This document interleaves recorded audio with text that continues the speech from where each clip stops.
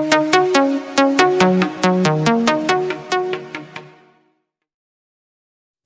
Students. आज हम करेंगे थर्ड चैप्टर की फर्स्ट एक्सरसाइज और उसका बेसिक, जिसका नाम है पेयर ऑफ लीनियर इक्वेशन। अगर आप इसे पिछला चैप्टर करना चाहते हैं तो इस वीडियो के डिस्क्रिप्शन में उसका लिंक मिलेगा आपको, तो आप सेकंड और फर्स्ट चैप्टर उस लिंक से आप कर सकते हैं। फिर भी कोई डाउट रहती है तो व्हाट्सएप ग्रुप के साथ आप जुड़ करके आप अपनी प्रॉब्लम हमारे साथ शेयर कर सकते हैं।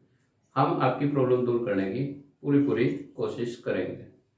तो चलिए आज हम स्टार्ट करते हैं third chapter, pair of linear equation in two variable. तो सबसे पहले हमारा काम यही है कि हम इस चैप्टर का मतलब समझें कि इसका मतलब क्या है, pair of linear equation in two variable. क्योंकि जब हम किसी का मतलब समझ जाते हैं तो आधी समस्या तो हमारी वहीं क्लियर हो जाती है। अगर मेरे को चैप्टर का नाम पता है, उसका मतलब पता है, तो मेरे को यह पता लग जाता है कि उसके अंदर किस टाइप के क्वेश्चन आएंगे या आने शुरू हो जाएंगे। तो इसीलिए सबसे पहले हम स्टडी करेंगे उसके नाम को, उसके बाद एक्सरसाइज के ऊपर चलेंगे। तो देखिए क्या कहता है, pair of linear equation in two variable. Pair of linear equation in two variable. Pair of linear equation in two variable. अब बात समझिए, पेयर क्या होता है? जब जोड़ा हो, एक से ज्यादा इकट्ठे कर दिए जाए उसको हम पेयर बोलते हैं। अब बात आती है लीनियर समझने की कि लीनियर इक्वेशन क्या होंगी। भाई लीनियर का मतलब होता है जिस इक्वेशन की डिग्री 1 हो। डिग्री का मतलब होता है हाईएस्ट पावर। डिग्री का मतलब क्या होता है? Highest power. तो जिसकी डिग्री 1 हो उसे हम बोलते हैं लीनियर इक्वेशन। अब बात आती है इसकी इन टू वेरिएबल। वेरिएबल कौन से होते हैं? जिनकी वैल्यू इक्वेशन के अकॉर्डिंग चेंज होती रहती है, हम उसको वेरिएबल बोलते हैं। जैसे हमने कहा कि x + 1 = 0, तो x की वैल्यू यहां से क्या आई? -1 है। आप कह सकते हो x - 2 = 0, तो x की वैल्यू कितनी आ गई भाई? 2 आ गई। y + 3 = 0, तो y की वैल्यू कितनी आई? -3 आई। x और ले लीजिए, x + 5 = 0, तो x की वैल्यू कितनी आ रही है? -5। यहाँ पे -1 है, यहाँ पे 2 है, यहाँ पे -5 है। देखिए वैसे ही अगर y को चेंज कर, y को लिखोगे तो y + 1 = 0, तो y = -1, y + 7 = 0, y = -7, y -7 = 0, y = 7। इस प्रकार देखिए y की वैल्यू भी क्या हो रही है? लगातार चेंज हो रही है। हो चुकी है कि नहीं हो चुकी? भाई जिसकी वैल्यू लगातार चेंज होती रहती है अकॉर्डिंग टू टाइम या अकॉर्डिंग टू इक्वेशन, हम उनको क्या बोलते हैं? वेरिएबल बोलते हैं। दो ही चीज होती है हमारी, एक कांस्टेंट होता है, एक वेरिएबल होता है। कांस्टेंट होता है काउंटिंग, गिनती, 1 2 3 4 5। ये कहीं भी लिखिए आप, 1 को 1 ही लिखोगे, 2 को 2 ही लिखोगे, 3 को 3 ही लिखोगे, हमेशा बोलो भी वही गया। तो भाई तो वेरिएबल और कांस्टेंट का मतलब समझ गए। तो वेरिएबल। अब बात करें इसने टू, यानी कि इस चैप्टर के अंदर जितनी भी इक्वेशंस बनेंगी उनके अंदर 2 वेरिएबल का यूज होगा। यानी कि वो x y हो सकता है, z हो सकता है, कुछ भी हो सकता है, लेकिन होगा कितनों का यूज? 2 का यूज होगा। हम इन्हीं क्वेश्चनों को 1 वेरिएबल से भी सोल्व कर सकते हैं, लेकिन अपने चैप्टर का नाम ही 2 वेरिएबल के अंदर दिया हुआ है, तो हम उसको 2 वेरिएबल की फॉर्म में बनाकर ही सोल्व करेंगे। तो चलिए अब एक्सरसाइज स्टार्ट करते हैं।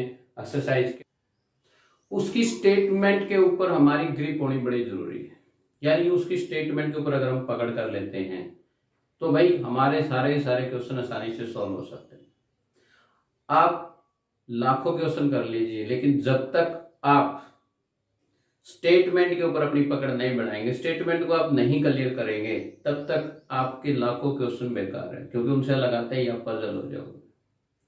तो इसलिए सबसे पहले हम स्टेटमेंट को क्लियर करने की कोशिश करेंगे, क्योंकि स्टेटमेंट ही जो कुछ है वो स्टेटमेंट ही है, उसी के अकॉर्डिंग क्या बनेंगे? हमारी सिचुएशन बनेगी, हमारी इक्वेशन बनेगी। तो कोशिश करते हैं कि स्टेटमेंट आपके क्लियर हो जाए। देखिए क्या कहता है, कहता है Aftab tell his daughter. Aftab उसकी डॉटर को कहता है 7 years ago I was 7 times as old you. जो आफ्ताब है वो अपनी लड़की से बातचीत कर रहा है और वो अपनी लड़की से कहता है कि बेटा 7 years ago, एगो का मतलब पहले, पहले के लिए यूज किया जाता है कि 7 साल पहले। अगर ये बात समझ में नहीं आती तो इसके ऊपर कंसंट्रेट कीजिए। वाज जो हमेशा पास्ट के लिए बात करता है, वाज हमेशा पास्ट के लिए बात करता है। अगर एगो का मतलब कई बार नहीं समझ में आता, अगर आता है तो दी बेस्ट, लेकिन कई बार क्या होता है ग्रामीण क्षेत्र के अंदर इंग्लिश में इतनी पकड़ नहीं होती तो हो सकता है उनको ये वर्ड नहीं समझ में, लेकिन इसको तो आप पकड़ ही सकते हैं। आप वाज हम जब टेंस करते हैं तो हमें पता है कि किसके लिए होता है, पास्ट के लिए होता है। जो पास्ट की बात कर रहा है तो जो आफ्ताब है वो अपनी लड़की से पास्ट की बात करता है और वो कहता है कि बेटा 7 years ago I was 7 times as old you. तुम जितने साल की थी 7 साल पहले, मैं तुम्हारी उम्र से 7 times बड़ा था। 7 times यानी कि मल्टीप्लाई की बात कर रहा है। यानी कि अगर वो लड़की 2 साल की थी तो उसका फादर 7 times कितना हुआ, 14 years का। अगर वो लड़की 5 साल की थी तो उसका जो फादर है वो कितने का हुआ, 35 साल का। 7 साल पहले की बात कर रहा हूं। तो भाई 7 times का मतलब होता है मल्टीपल टाइम्स। जहां वर्ड यूज हो गया उसका मतलब वो क्या है, उसका मल्टीपल है। क्लियर हुई बात। अब तो इस सिचुएशन को हम अलजेब्रिकली रिप्रेजेंट करते हैं, लिखते हैं। अच्छा एक बात और याद रखना, जब भी एज की बात होगी ना, क्योंकि यहां पे पास्ट फ्यूचर प्रेजेंट किसी की भी बात कर सकता है, तो हमेशा एज मानना कौन सी, प्रेजेंट एज। क्योंकि प्रेजेंट एज के अंदर हम पिछली भी बात कर सकते हैं और अगली भी बात कर सकते हैं। क्योंकि आज अगर मेरे को कहे कि आपकी एज कितनी है, मैं कहूंगा जी 30 years है या 35 years है या 40 years है या 25 years है, तो इसके अंदर से मैं क्या कर सकता हूं, अगर मेरे से पूछे कोई भाई 10 साल पहले आप कितने थे, तो मैं उस एज में से जो आज मेरी एज है उसमें से माइनस करके बता सकता हूं कि मेरी पिछली एज ये थी। अगर मेरे से कहे कि फ्यूचर में आपकी कितनी होगी, तो मैं उसके अंदर क्या करूंगा, ऐड करके ये बता सकता हूं कि मेरी फ्यूचर में एज क्या होगी, कितनी होगी। इसीलिए जब भी एज का क्वेश्चन आए, चाहे किसी भी टाइप का दिया उस बंदे ने, तो हम क्या करेंगे, हम हमेशा प्रेजेंट की एज मानेंगे।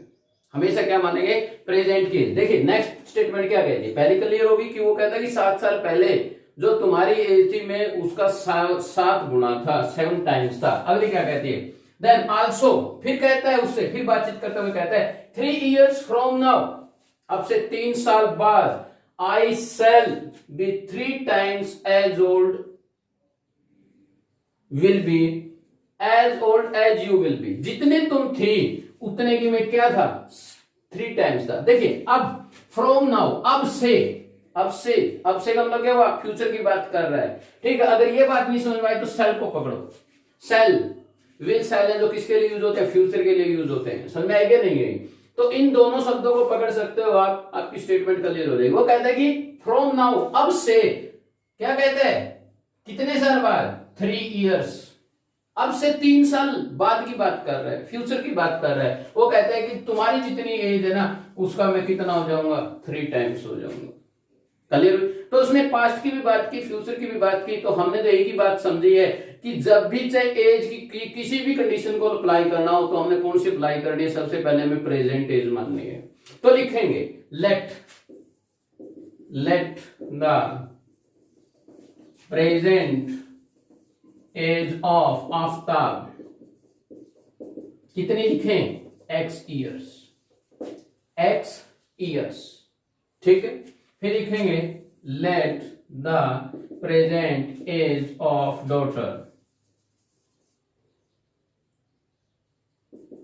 डॉटर कितनी, y years लिख देते, y years लिख देते। अब देखते हैं अकॉर्डिंग टू क्वेश्चन,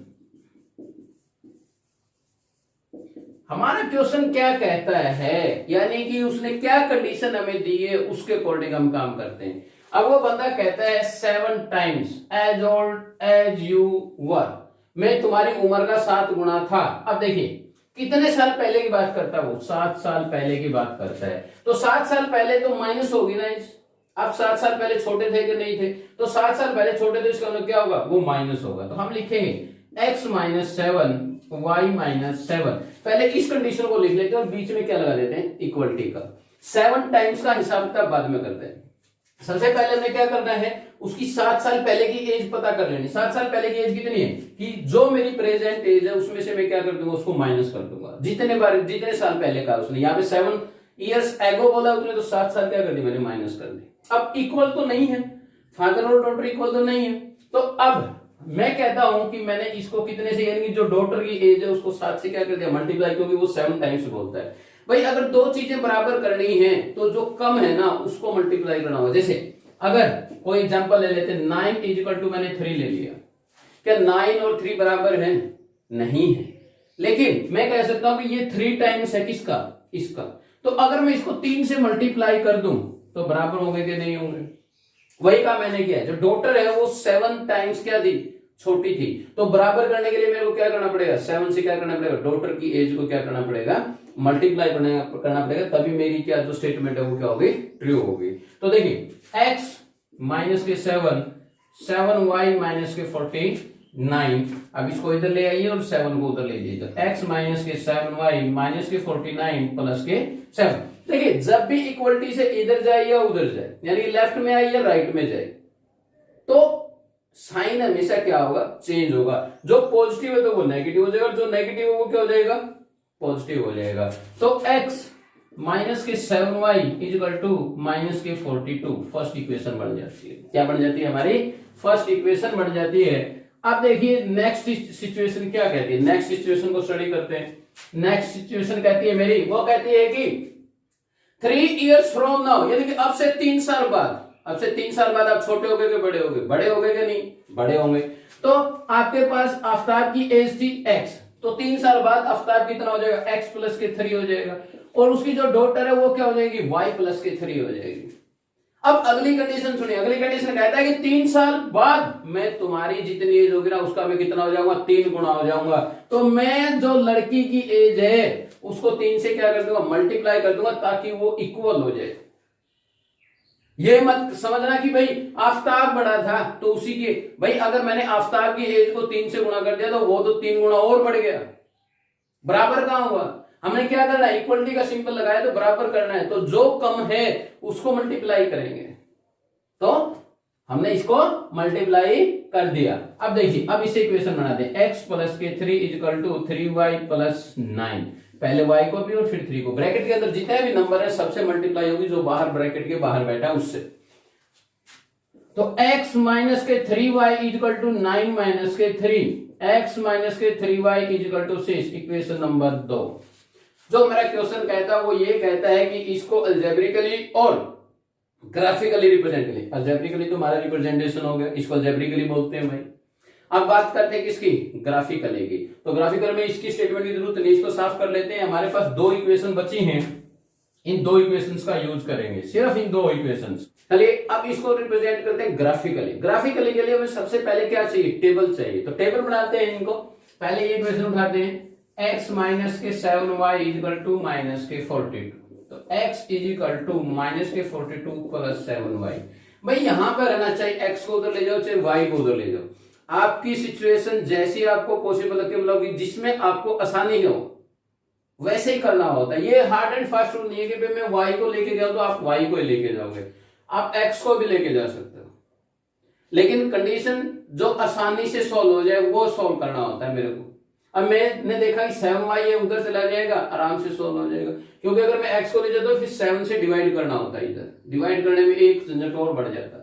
इसीलिए हमने क्या किया, हम 7y को उधर ले गए ताकि हमें डिवाइड ही नहीं करना पड़े। तो टेबल क्या कहती है, xy। अब पुट कर लेते हैं, पुट भी वैसे ही करना है अपनी मर्जी के अकॉर्डिंग। ऐसा करो कि आपका जो ग्राफ है वो आसानी से बढ़ जाए, इतने बड़े नंबर ना आए कि आपका ग्राफ पे ही ना आए।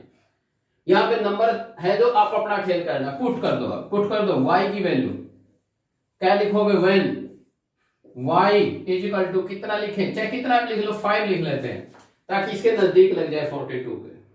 ठीक है, अगर मैंने 0 लिख दिया तो माइनस के 42 को, माइनस के 42 बहुत नीचे तक चला जाएगा, या साइड में गया तो साइड में चला जाएगा, इतना आपका ग्राफ नहीं बनेगा।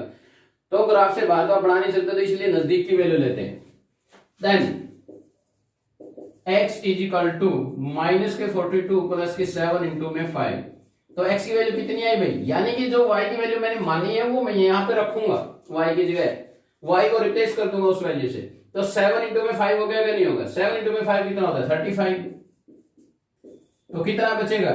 माइनस के 7, माइनस के 7। तो भाई x की वैल्यू माइनस के 7 आएगी कब? जब y की वैल्यू कितनी होगी? 5 होगी। जब y की वैल्यू कितनी होगी? 5 होगी, देन x की वैल्यू कितनी होगी? माइनस के 7 होगी। एक वैल्यू और निकाल लेते हैं, लिख लेते हैं। लिखो when y is equal to 6 लिख लेते हैं, क्या फर्क पड़ता है? तो then x is equal to minus के 42 प्लस 7 इंटू में 6। x is equal to minus के 42 प्लस 42, कितना बच गया? 0। तो भाई x की वैल्यू 0 है कब? जब y की वैल्यू कितनी है? 6। ये हमारी एक टेबल बन जाती है। क्लियर हो रही है कि नहीं हो रही? अब क्या करते हैं? अब दूसरी उठाते हैं। दूसरी भी इक्वेशन थी ना अपने पास, तो देखिए दूसरी क्या कहती है? x माइनस के 3y is equal to 6। x is equal to 6 plus 3y, 6 plus 3y। अब टेबल बना लेते हैं इसकी। टेबल क्या कहती है देखिए, x y। अब अपनी मर्जी, देखिए मैंने यहाँ पे 5 6 लिया था, कोई जरूरी नहीं वहां पे 5 6 ले, आप अपनी इक्वेशन के अकॉर्डिंग लीजिए, अपनी सिचुएशन के अकॉर्डिंग लिख लीजिए। तो लिखते हैं when y is equal to, चाहे 0 भी लिख लो, मर्जी है आपकी, क्योंकि यहाँ पे 6 है जो अपने आसानी से आ सकता है नंबर। तो क्या लिखेंगे? Then x is equal to 6 plus 3 into में 0, तो x कितना हो जाएगा? 6। तो हम कहेंगे x की वैल्यू 6 है जब y की वैल्यू कितनी है भाई? 0। फिर लिखते हैं when y is equal to 1, चाहे नेगेटिव ले लो चाहे पॉजिटिव ले लो, उसमें कोई फर्क नहीं आता, तो आपने अपनी सुविधा के अकॉर्डिंग देखनी है। Then x is equal to 6 plus 3 into में 1, 6 प्लस 3 कितना हो गया? 9। अगर y की वैल्यू 1 रखता हूं तो x की वैल्यू मेरी कितनी आती है? वो 9 आती है। तो यहां पे लिखेंगे 9 और यहां पे लिखेंगे 1। अब हम ग्राफ बनाते हैं। उसने कहा ना ग्राफिकली भी रिप्रेजेंट कीजिए, तो ग्राफिकली रिप्रेजेंट कर देते हैं। तो देखिए लिखते हैं 1 2 3 4 5 6 7 8 9। इधर भी दिखा देते हैं 1 2 3 4 5 6 7 8 9। देखिए मैं आपको बताता हूं कि भाई ये सिंबल आप जब ग्राफ पे करोगे वहां पे तो ऑटोमेटिक लिखे मिलेंगे। अगर आप कॉपी पे बनाते हो तो ये जो निशान है ना वो एक जैसे होने चाहिए, चाहे वो 1 mm के हों चाहे वो 1 सेंटीमीटर के हों, ठीक है ना, चाहे वो 10 सेंटीमीटर के, मर्जी आपकी, लेकिन होने चाहिए क्या? इक्वल। और दूसरी बात क्या है, इस साइड में यानी कि राइट हैंड साइड में हमेशा x एक्सिस पॉजिटिव होता है और अपर साइड में हमेशा y एक्सिस पॉजिटिव होता है, और लेफ्ट साइड में x एक्सिस क्या होता है? नेगेटिव। -1 -2 -3 -4 -5 -6 -7 -8 -9। ये हमने 9th में भी सीखा था, कोऑर्डिनेट ज्योमेट्री किया था हमने, ठीक है ना। तो थोड़ा सा याद है कि नहीं है? अगर याद नहीं है तो अपना जो स्टडी मंत्रा क्लासेज का जो है यूट्यूब चैनल, उसके ऊपर आप उसको देख सकते हैं, वहां पे आपको जरूर मिलेगा। तो -1 -2 -3 -4 -5 -6 -7 -8 -9, चाहे कम ज्यादा कुछ लिख लो, मर्जी आपकी। सबसे पहले इसको देखते हैं, x की वैल्यू कितनी है? -7 किधर होगी आपकी? ये होगी। तो आप इसको ऐसे डॉटेड आगे बढ़ा दीजिए, आपको ग्राफ में तो मिलेगा वैसे ही डॉटेड मिलेगा, आप डायरेक्ट ले जाना। फिर भी आप यहां लगा दिया आपने। फिर y की वैल्यू कितनी है? 5, तो y की वैल्यू कितनी होगी आपकी? 5 होगी। तो ये वैल्यू, ये जहां पे भी एक दूसरे को कट करेंगी तो वो पॉइंट होगा वो -7 और 5 होगा, यानी x एक्सिस और y एक्सिस की वैल्यू मिलकर ही तो कोऑर्डिनेट बनाते हैं, क्या नहीं बनाते हैं? ठीक है, एब्सिसा प्लस ऑर्डिनेट क्या बनता है? कोऑर्डिनेट। ठीक है, तो ये बढ़ गया। फिर x की वैल्यू 0, y की वैल्यू कितनी है? 6। भाई एक बात समझनी है हमें, हमने 9th में भी किया था कि भाई x एक्सिस के ऊपर y की वैल्यू हमेशा 0 होगी और y एक्सिस के ऊपर हमेशा किसकी वैल्यू 0 होगी? x एक्सिस के ऊपर। अगर दोनों में से कोई भी 0 दिया हुआ है ना, तो आप आसानी से, अगर x 0 हुआ है तो आप ये कह सकते हो कि पूरी y एक्सिस के ऊपर y डैश से लेकर के y डैश तक पूरी के ऊपर आप कहीं भी चले जाना, x की वैल्यू हमेशा 0 मिलेगी। सिर्फ आपको कौन ढूंढना है? जो दूसरी वैल्यू दी। अगर आप x एक्सिस पे कहीं भी चले जाओगे x एक्सिस के ऊपर, तो y की वैल्यू हमेशा क्या होगी? 0 होगी। ये बात याद रखें। तो अपने को क्या कहा? x की वैल्यू 0, यानी कि मेरे को कहां जाना पड़ेगा? y एक्सिस के ऊपर जाना पड़ेगा। और जहां पे दोनों जीरो होते हैं उसको ओरिजिन बोलते हैं, इसको ये बड़ा जीरो, ये 0 0 पॉइंट होता है हमेशा जहां पे इंटरसेक्ट करते हैं परपेंडिकुलरली। 0 6 यानी कि y की वैल्यू 6 देखिए तो जहां y की वैल्यू वहीं चले जाएंगे हम, क्योंकि भाई y एक्सिस के ऊपर पूरी लाइन के ऊपर क्या होगा, x की वैल्यू 0 होगी। तो सिर्फ हमें किसकी वैल्यू ढूंढनी है, y की वैल्यू ढूंढनी है। तो पहला कोऑर्डिनेट हमेशा x एक्सिस का होता है, दूसरा कोऑर्डिनेट हमेशा y एक्सिस का होता है। ये बात भी ख्याल रखना, कहीं आप 6 0 लिख दें तो गलत हो जाएगा। 6 0 तो आपको x एक्सिस के ऊपर मिलेगा, 0 6 y एक्सिस के ऊपर मिलेगा। देखिए अब इसके अंदर से इसको पास कर देते हैं ऐसे, ये पास हो जाएगा। आप स्केल के साथ करोगे तो बिल्कुल सीधी लाइन जाएगी। भाई अब दूसरी को उठा लेते हैं। अब ये देखिए ये वाला, अब यहाँ पे देखिए x की वैल्यू 6 और y की वैल्यू क्या दी हुई है 0। y की वैल्यू 0 कहां होती है, x एक्सिस के ऊपर होती है।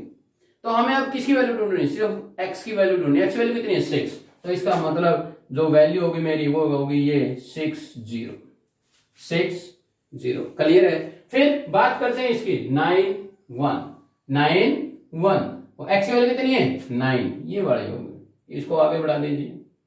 और y की वैल्यू 1, तो इसको आगे बढ़ा दीजिए। तो जहां भी ये मिलेंगे यानी कि एक दूसरे के साथ मिलेंगे, टेढ़ी चली गई थोड़ी सी, तो ऐसे, तो ये पॉइंट जो भी होगा मेरा ये होगा 9 1 का, 9 1 का। इसमें से इसको क्या कर देंगे हम, पास कर देंगे।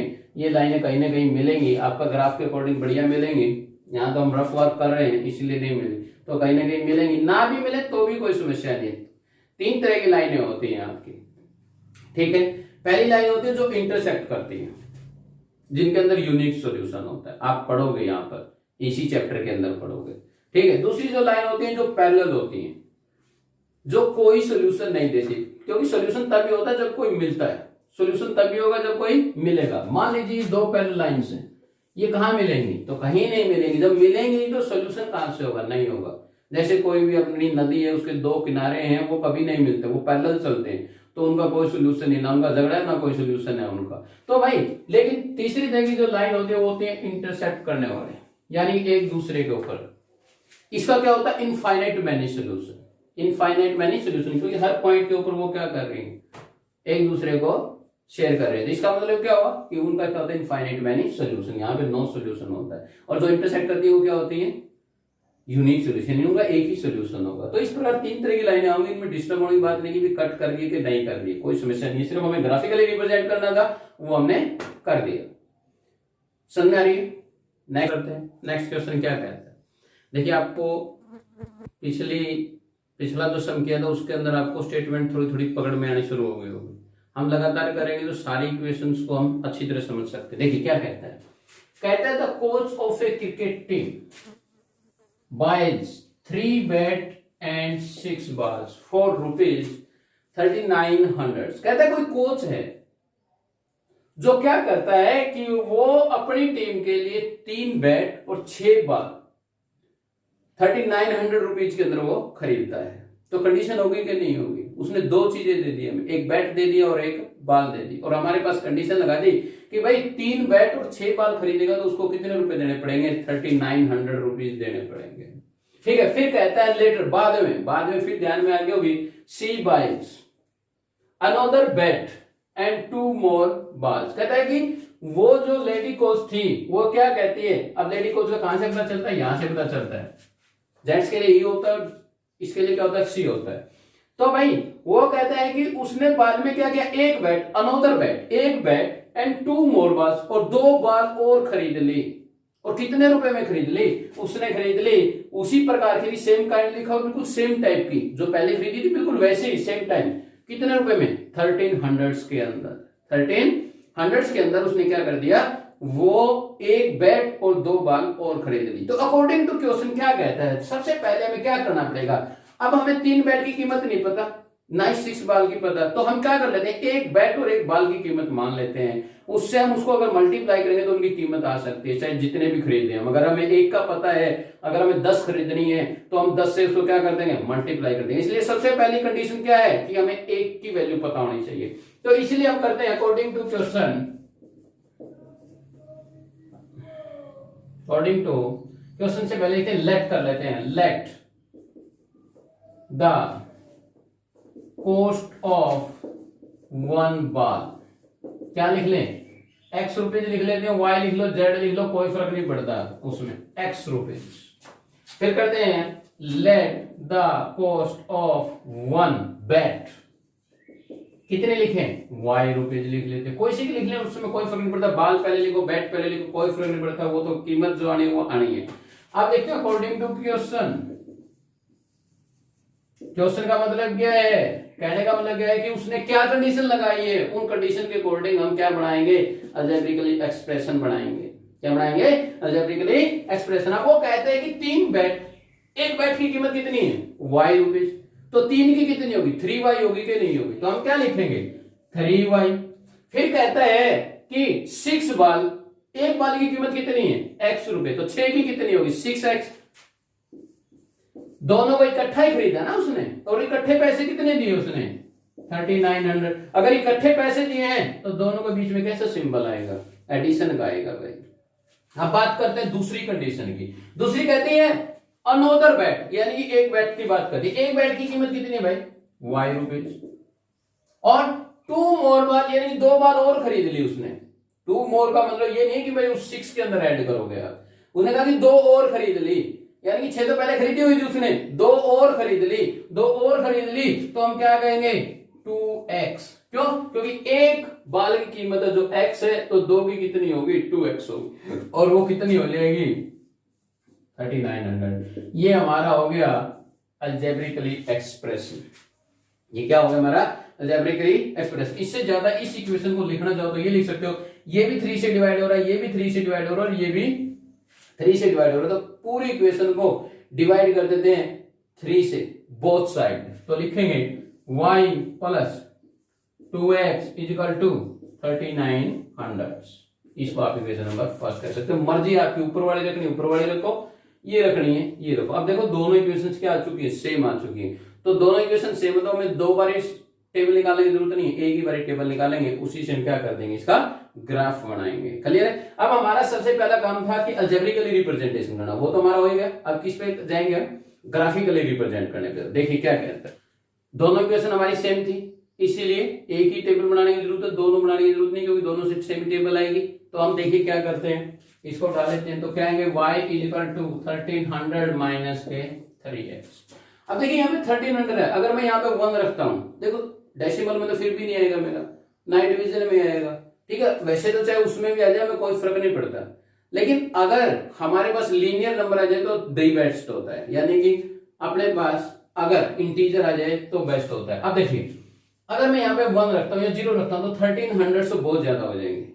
हमें नंबर ऐसे पुट करने हैं ताकि हमारी ये जो सिचुएशन है ये ऐसी आ जाए कि हमारा ग्राफ आराम से बन जाए, आसानी से हमारा ग्राफ बन जाए। तो देखिए मैं अगर मान लेता हूं, लिखता हूं, पुट कर लेता हूं, पुट कहते हैं व्हेन x इक्वल टू 500 ले लीजिए, 500, 600 लीजिए, 700 लीजिए, 800 लीजिए, या आप 400 300 जो भी लेना चाहिए ले सकते हैं आप, ठीक है। तो अब कहते हैं then y equal to 1300 minus के 3 इंटू में 500, y इक्वल टू 1300 कितना हो गया, 1500।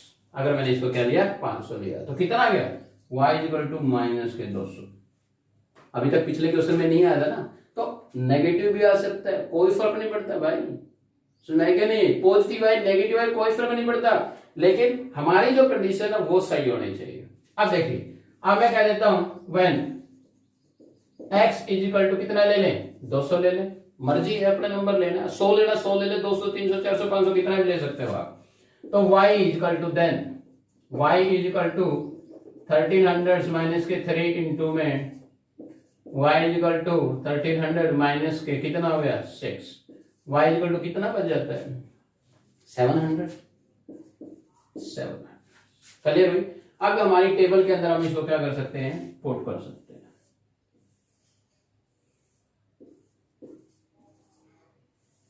देखिए जब मैंने x की वैल्यू कितनी रखी थी, 500 रखे थे, तब y की वैल्यू कितनी आई थी, माइनस के 200। जब मैंने x की वैल्यू कितनी रखी, 200 रखी, तो y की वैल्यू कितनी आई भाई, 700। क्लियर है, कोई डाउट है। अब बनाते हैं ग्राफ।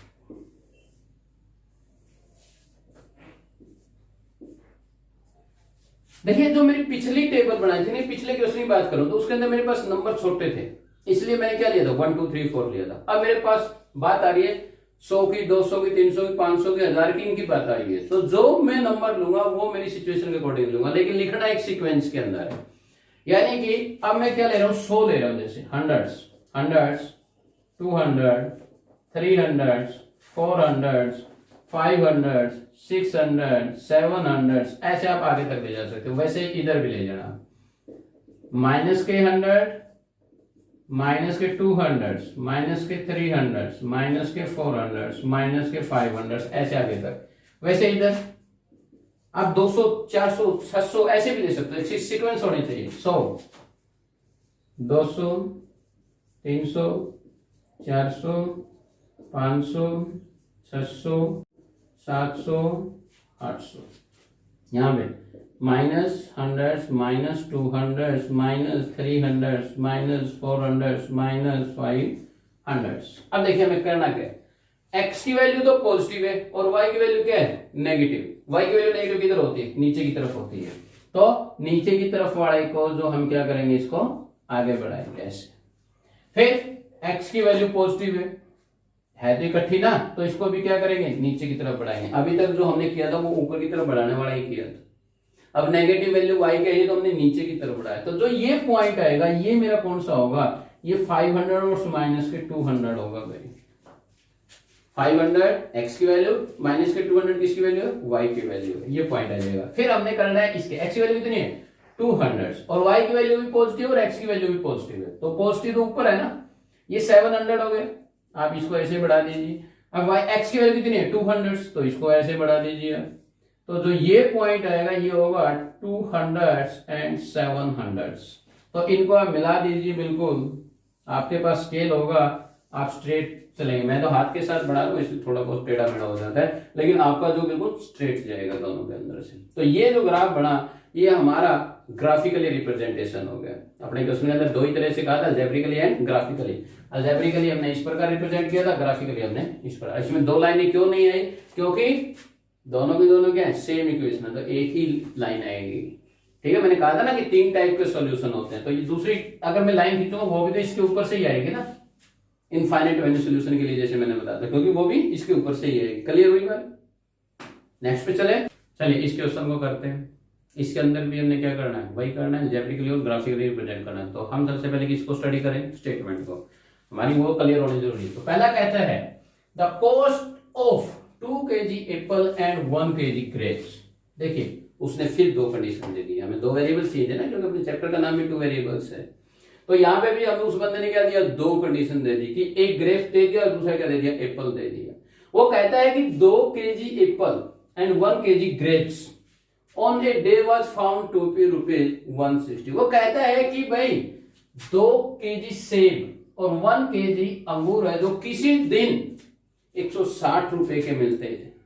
वाज फाउंड, फाउंड मतलब मिलना, यानी कि उनकी जो कीमत है 2 kg apples and 1 kg grape की जो कीमत है, टोटल कीमत कितनी है, 160 है। फिर कहता है आफ्टर ए मंथ, एक महीने बाद जो कॉस्ट में चेंजिंग आया, क्या है, वो कहता है कि 4 kg of Apple and 2 kg of grapes is ₹300। वो कहता है कि भाई 4 kg तो एप्पल खरीदे उसने और 2 kg का ग्रेप्स खरीदे, उनकी कीमत कितनी थी, वो 300 थी। कितनी थी, 300 थी। तो हमारा सबसे पहला काम क्या होगा कि हमें 1 किलो एप्पल और 1 kg ग्रेप्स की अगर कीमत मिल जाए तो हम इस कंडीशंस को सॉल्व कर सकते हैं, क्योंकि वहां पे तो 2 kg और 1 kg इकट्ठी दी हुई है, कीमत अलग अलग नहीं दी। तो हमें सबसे पहले क्या करनी पड़ेगी, अलग अलग कीमत माननी पड़ेगी और 1 kg के हिसाब से माननी पड़ेगी। तो लेट कर लेते हैं, let the cost of 1 kg Apple की मान लेते हैं, कितनी माने एप्पल की, x रुपीज मान लेते हैं। फिर कहते हैं let the cost of 1 kg क्या, ग्रेप्स, 1 kg ग्रेप्स आर कितने मान ले, y रुपीज मान लेते हैं। क्या मान लेते हैं, y रुपीज मान लेते हैं। अब करते हैं अकॉर्डिंग टू कंडीशन या according to question. According to question क्या कहता है, अकॉर्डिंग टू क्वेश्चन कहता है कि भाई उसने कहा कि 2 kg एप्पल, अगर 1 kg एप्पल की कीमत आपके पास है तो क्या 2 kg की नहीं होगी, होगी, क्योंकि हम उसको क्या कर देंगे, मल्टीप्लाई कर देंगे। x 1 kg कीमत है तो 2 kg कितनी होगी, 2x होगी। और फिर कहता है 1 kg ग्रेप्स, ग्रेप्स की कीमत कितनी है, 1 kg की, y है। तो दोनों का मिलकर के उसने कितना दिया, 160 दिया। कितना दिया, 160 दिया भाई। फिर कहता है कि भाई 1 मंथ बाद जब उसने देखा, वो सेब खरीदने गया और अंगूर खरीदने गया, तो उसने क्या देखा कि 4 kg एप्पल, यानी कि 4 kg एप्पल, अरे 1 kg की एप्पल की कीमत कितनी है, x, तो 4 kg की कितनी होगी, 4x। इकट्ठे लिए थे ना, इसलिए क्या लिखा, एडिशन लिखा, क्योंकि उसने तो इकट्ठे पैसे दिए। ये थोड़े कहेगा कि ला भाई 1 एप्पल के पहले, 1 kg एप्पल के पहले खरीद ले पैसे ले, फिर 1 अंगूर के ले, अलग अलग तो देगा। वो बंदा एक ही है तो इकट्ठे पैसे देगा ना, तो उसने इकट्ठा दिया, तो इसलिए उसने क्या लगाया, एडिशन लगाया। तो 2 kg ग्रेप्स यानी कि 2y इक्वल टू कितना हो गया, 300। इसको चाहो तो आप 2 से डिवाइड भी कर सकते हो, क्योंकि ये क्या है, ये भी 2 से डिवाइड हो रहा है, ये भी 2 से डिवाइड हो रहा है, ये भी 2 से डिवाइड हो रहा है। तो करोगे तो कितना आएगा, 2x plus Y equal to 150। ये क्वेश्चन नंबर फर्स्ट, ये क्वेश्चन नंबर सेकंड। आपकी पहली बात तो कंप्लीट होगी, जो वो कहता है ना कि अलजेब्रिकली रिप्रेजेंट कीजिए, अलजेब्रिकली हमने रिप्रेजेंट कर दिया। अब हमारी बारी किसकी, ग्राफिकली रिप्रेजेंट करनी। अब करते हैं इसको ग्राफिकली रिप्रेजेंट। ग्राफिकली रिप्रेजेंट करने के लिए हमें क्या करना था, सबसे पहले हमें टेबल बनानी। तो टेबल बनाते हैं, क्या कहता है, 2x plus Y equal to 160। तो y इक्वल टू 160 माइनस के 2x। मैंने कहा था अपनी सुविधा के अकॉर्डिंग लेना, मैं कभी y को उधर लेके जा रहा हूँ, तो कभी x को उधर लेके जा रहा हूँ, तो मैं मेरी सिचुएशन के अकॉर्डिंग लेके जा रहा हूँ, जो मेरे को आसान लग रहा है। आप अपनी आसानी के अकॉर्डिंग वैसे ले जाना। ग्राफ में कोई चेंजिंग नहीं आएगा, ग्राफ हमेशा वही रहेगा, चाहे y उधर जाए चाहे x उधर जाए, कोई फर्क नहीं पड़ता उसके अंदर से। ठीक है, तो अब देखिए टेबल बना लेते हैं, x y। अगर x की कीमत कुछ भी रखिए आप, 10 20 30 40, क्योंकि ये 100 के पास पास है, तो 10 20 30 रखेंगे, हमारा ग्राफ भी 10 20 30 के हिसाब से बन जाएगा। तो लिखें हम, अगर मैं यहां पे इसकी वैल्यू रख देता हूं, कितनी रखूं भाई, 40 रख देता हूं। तो व्हेन लिखेंगे, when x is equal to 40, x is equal to 40, then y की वैल्यू क्या आएगी, then y is equal to कितना आएगा, 100 माइनस के 2 इंटू में 40। तो y की कीमत कितनी आ जाएगी, कितनी आ जाएगी बता दीजिए, 20। कितनी आ जाएगी, 20 आ जाएगी। क्लियर हुई बात के नहीं हुई। देखिए x की वैल्यू कितनी है 40, तो y की वैल्यू कितनी आई 20। क्लियर हुआ, कोई डाउट है, चलें आगे। चलिए क्या कहते हैं, व्हेन मान लेते हैं दूसरा, when x is equal to 50 मान लो, क्या x इज इक्वल टू 50 मान लिया, then y is equal to कितना होगा, 100 माइनस 2 इंटू में 50। तो y is equal to 100 minus के 100, तो y इज इक्वल टू कितना हो गया, 0। तो y की वैल्यू 0 है जब x की वैल्यू कितनी है, 50 है। जब आप इन वैल्यू को इसके अंदर रखोगे ना, तो वो 160 के बराबर आनी चाहिए। इन दोनों वैल्यू को इस इक्वेशन के अंदर लेफ्ट हैंड साइड के अंदर रखेंगे, तो उनकी कीमत कितनी आनी चाहिए, राइट हैंड साइड वाली आनी चाहिए हमेशा। अगर वो राइट हैंड साइड वाली नहीं आ रही है, तो इसका मतलब आपने कहीं मिस्टेक की, चेक कीजिए दोबारा से। क्लियर है बात। चलिए अब दूसरी इक्वेशन उठाते हैं। दूसरी इक्वेशन क्या कहती है, 2x plus y is equal to 150। तो y is equal to 150 minus 2x। आपकी मर्जी जो रखनी वैल्यू रख दीजिए। लिखिए when x is equal to 50 लगा लेते हैं, टेबल भी बना लेते हैं साथ में।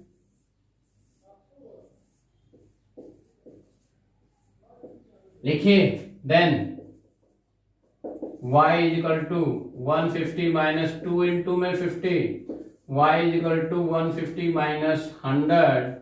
तो y की वैल्यू कितनी आई, 50 आ गई। तो x की वैल्यू भी 50 है भाई, और y की वैल्यू भी कितनी है, 50 है। क्लियर है। फिर लिख देते हैं when x is equal to 60 लगा लीजिए, then y is equal to 150 minus 2 into में 60। कितना हुआ, 150 माइनस 160, कितना आ गया भाई, 30 आ गया। तो y की वैल्यू 30 आई जब इसकी वैल्यू कितनी थी, 60 थी। क्लियर हुई बात कि नहीं हुई, सुन रहा है। चलिए अब ग्राफिकली रिप्रेजेंट करते हैं। ग्राफिकली रिप्रेजेंट करने के अंदर आपकी मर्जी, आप क्या लेना चाहते हो, 10 20 30 भी ले सकते हो आप, ठीक है। और आप क्या ले सकते हो, 20 40 60 80 ऐसे भी ले सकते हो। तो मैं 10 20 ले रहा हूं, 10 20 30 40 50 60 70 80, 10, 20, 30, 40, 50, 60, 70। आपको अगर नेगेटिव है ही नहीं तो लिखने की भी जरूरत नहीं है, ज्यादा चक्कर में पढ़ने की जरूरत नहीं है। यहाँ पे सारी की सारी वैल्यू क्या है, पॉजिटिव है, तो पॉजिटिव चाहिए हमें, पॉजिटिव हमारे पास है। पहली वैल्यू करती है 40, वाई की वैल्यू 20 और x की वैल्यू 40, तो x की वैल्यू 40 है तो इसको ऊपर की तरफ बढ़ा दीजिए क्योंकि पॉजिटिव है।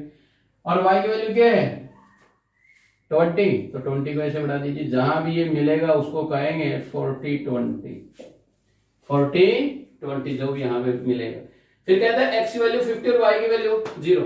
मैंने तुम्हें बताया था स्टार्टिंग में वीडियो के, तो y की वैल्यू 0 कहां होगी भाई, x एक्सिस के ऊपर। हाँ, x एक्सिस के ऊपर हमेशा y की वैल्यू क्या होगी, 0 होगी, और y एक्सिस के ऊपर हमेशा x की वैल्यू 0 होगी। क्लियर है? तो मेरा मतलब क्या हुआ, ये हुआ।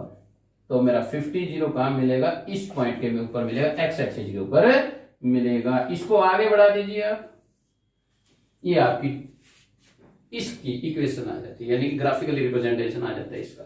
अब इसको पकड़ते हैं, x की वैल्यू क्या कहती है 50, x की वैल्यू 50 है, इसको ऊपर बढ़ा दीजिए।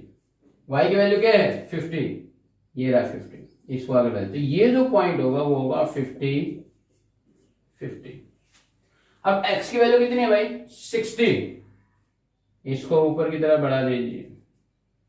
और y की वैल्यू कितनी है 30, इसको ऐसे बढ़ा दीजिए। ये जो पॉइंट आएगा वो होगा 60 और 30, इसको ऐसे बढ़ा दीजिए। आगे कहीं मिलेंगे ये, ठीक है, जहां भी मिलेंगे मिला लेना, नहीं मिलाओगे तो भी कोई समस्या नहीं, क्योंकि हमने ग्राफिकली रिप्रेजेंट करना है, सॉल्यूशन नहीं देना। एक्सरसाइज में आएगा आगे सॉल्यूशन, वो भी पढ़ेंगे। तो आज आपको कितना समझ में आया, कितना नहीं समझ में आया, आप कमेंट्स बॉक्स के अंदर जरूर लिखें, ताकि हमें भी मोटिवेशन मिले और मैं आपके लिए और अच्छी वीडियो आगे बना सकूं। अगर मेरी कोई कमी है तो वो भी कमेंट्स बॉक्स के अंदर आप लिख सकते हैं। Thank you.